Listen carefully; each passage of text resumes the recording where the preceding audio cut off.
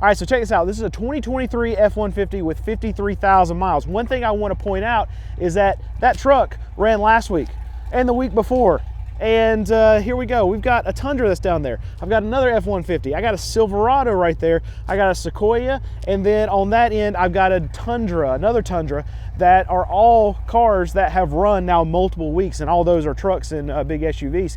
One thing that I want to point out about this is that we're in a market right now where buyers and sellers are really, really far apart. And I'm not talking about the consumer. We could make that argument too, that consumers aren't willing to pay what dealers want to sell cars for. But even here at this wholesale dealer auction, this used car dealer auction that I'm at right now, where sellers that are bringing their trade-ins, these franchise dealers that are bringing their trade-ins, just like those big trucks back there, to these auctions, and they're not selling because they're not bringing the amount of money that they want. Now, how does this happen? Well, you get cars into the system. These new car franchise dealers, they'll actually take in trade-ins, those big trucks, as trade for a newer, brand new truck. And then so they don't want those trucks that are sitting over there on their dealership lots because they're selling brand new vehicles. They don't want trucks with 100, 150,000 miles right beside of them. So they bring them straight to this auction after they trade for them.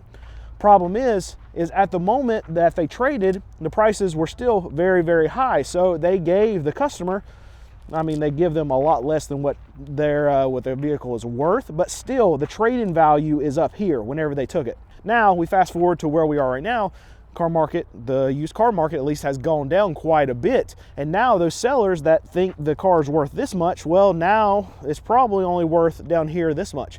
So they bring it to this auction. We try to move it, and there's just no buyers. I'm one of the buyers here at this auction, and if my prices are going down because my demand at my car lot is going down, then what am I to do? I'm not going to continue to pay elevated prices, so I have to pay less for vehicles that are actually coming into my inventory. All the other car dealers that are acting right here in the same space that I am, they have to do the exact same thing that I'm doing, no matter what the range is. Every car dealer right now is I mean, this is the slowest that will be all year round.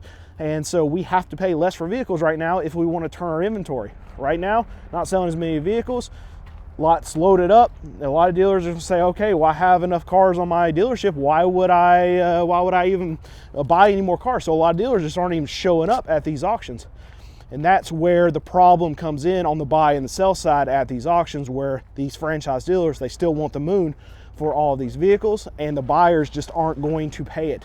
So what ends up happening, just like what you're seeing up there with those big trucks, where, okay, they ran it 2 weeks ago, it brought X amount of dollars. Let's say that truck brought $20,000, but the seller wanted $25,000. So they said, okay, no sell, we'll try it again next week.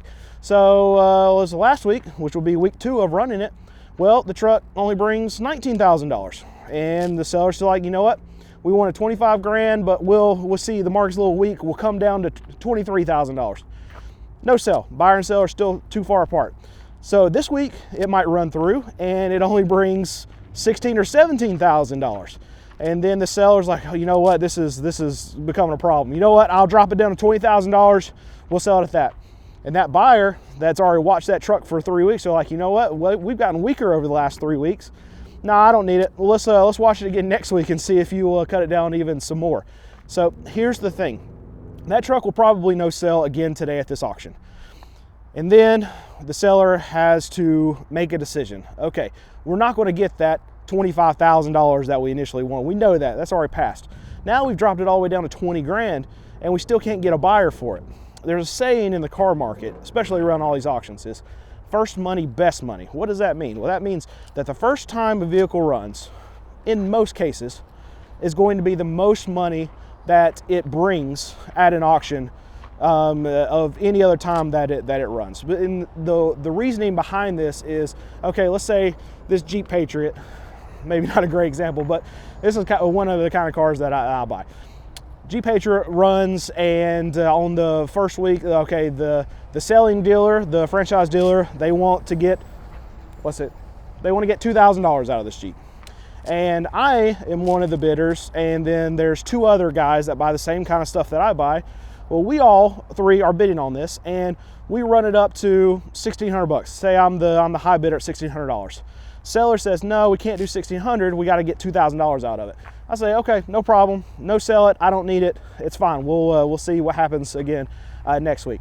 So the following week, that seller still wants to try to get that $2,000 on it, but it runs, and those two other buyers that were bidding against me, let's say one of them is like, you know what, I already heard he wanted $2,000 out of it, so you know what, I'm not gonna even bid on it this week, because I'm not gonna even be anywhere close to $2,000 on it. I wanted to be at $1,200 on the Jeep. So that bidder drops out, and now it's just me and the one of the other bidders that was still on it. So this week, because there's less competition on it, well, instead of it bringing $1,600 and I'm the high bid on it, it only goes up to $1,400 and I'm the high bid on it. And then the seller's like, you know what, we will come down on a little bit. We'll come down to $1,800. And me, knowing what I know and seeing this happen over the last 14 or 15 years that I've been buying and selling cars, I know that the price just keeps getting cheaper every single week. And I'm like, you know what? No, there's no sell it. I very, very, very rarely work with a seller after the auction, just because I know how these trends work out. And so it gets no sold, and then the following week, what typically happens, it usually takes 3 or 4 weeks or 3 or 4 runs of same car going through. It's then me looking at that Patriot again, and I'm bidding against another buyer, and this time, because even less competition's on it, because we've already seen it run through multiple times, it might only go up to $1,200, and I'm the high bid on it. And guess what happens? They sell it, because they're just tired of looking at it, or they have a strict rule at their dealership where they only run a vehicle 3 times and they'll cut it loose, or they took in some other trades. They were able to make some good deals on some other cars that they sold. They're like, you know what, I'm tired of looking at it. I'm tired of going back and forth after the auction every single time. It's not going to bring you money. Just cut it loose. And here's the thing. If they would have sold it the first week, what would they have gotten for it? They would have gotten $1,600 for it. And now, instead of that, they're waiting 3 weeks later, and they're only getting $1,200 for it, and they cut it loose. And I know this seems crazy, but that's exactly what happens. And I've seen it time and time and time, get hundreds and maybe thousands of times after as many cars as I've bought on if bids on phone calls when the reserve's not met and we have to go back and actually do the negotiation after the fact. Happens all the time. That's why that saying reigns true. First money is best money. And right now we're in a first money, best money type of situation in the car market, where a lot of these new franchise dealers, they're still holding on for a much better price than what they continue to get each and every week. And it's not happening. So what's going to end up happening? Well, lots of no sales, lots of if bids, lots of negotiation after the fact, and lots of reruns. And that's exactly what we're experiencing right now at these dealer auctions right now.